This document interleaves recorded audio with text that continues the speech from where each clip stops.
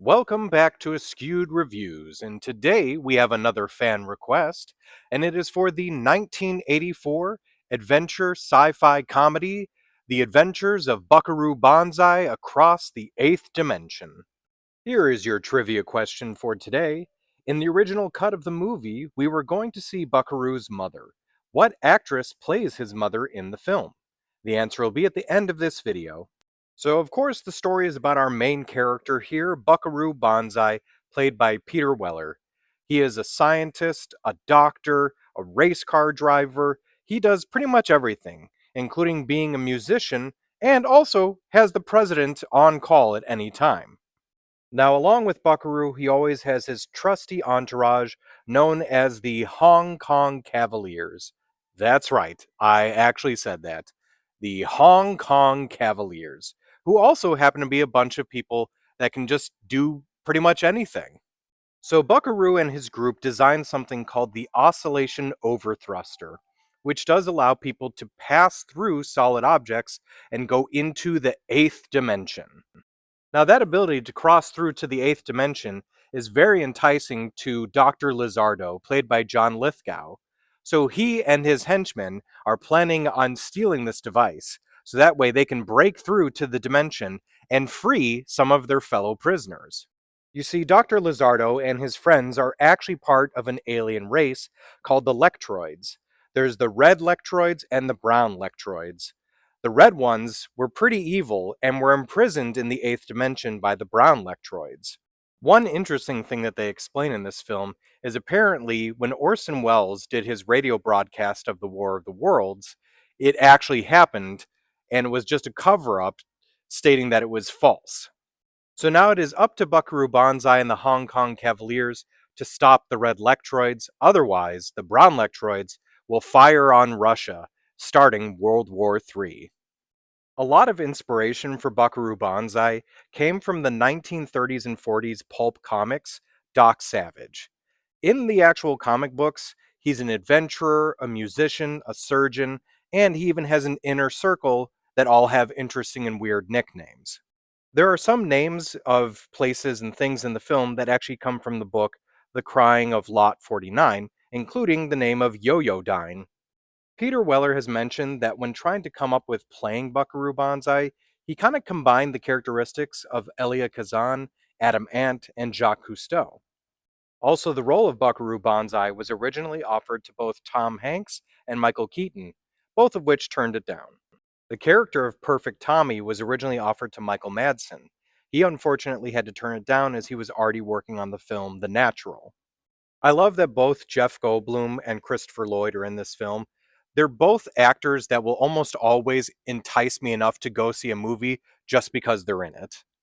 So when it comes to the character of Penny Pretty, played by Ellen Barkin, I have no issues with the actress, but I do not understand why they kept the character in the film. First of all, there was originally a character named Hanoi Zan, who was the person who killed Buckaroo's parents, and Peggy, who Buckaroo was dating, and also was Penny's twin sister. But the two of them had never met as they were separated at birth, so there's no actual connection there. I also just don't get it at all as to why she tried to commit suicide in that first scene that she shows up in.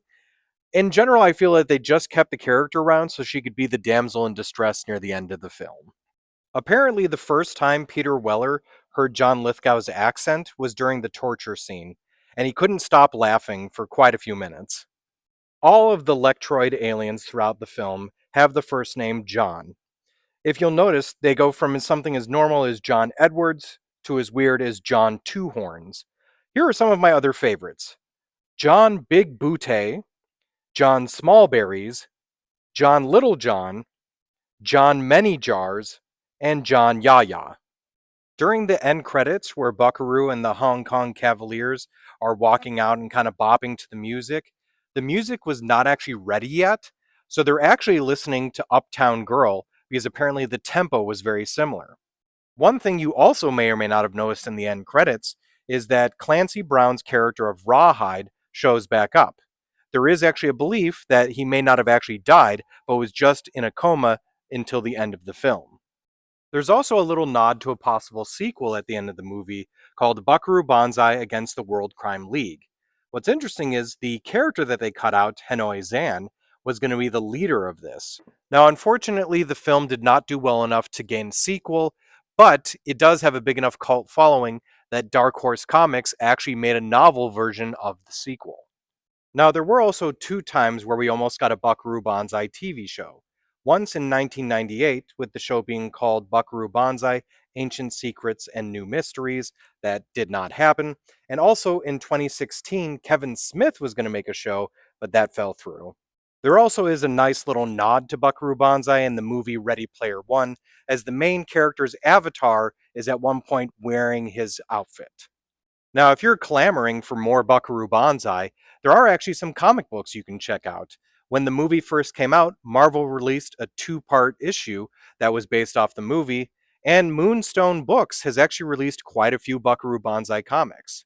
So when it comes to this film, I thought it was a great cast with a lot of A-listers who eventually became even bigger. It has a fun story and it is enjoyable to watch, but there is a lot of stuff in there that just doesn't make sense and is pretty confusing. So I'm going to give this movie a 3 out of 5. Now, as for the trivia question from the beginning of the episode, in the original cut of the movie, we were going to see Buckaroo's mother. What actress plays his mother in the film? So technically, you can still see his mother because there's a picture of him and his family on the dashboard. But there was an actual flashback sequence that was cut out of the film, and the actress playing his mother was Jamie Lee Curtis. I hope you enjoyed this episode of Askewed Reviews. If there's a movie you'd like to see get a review, just mention it in the comments. And as always, like, comment, share, and subscribe.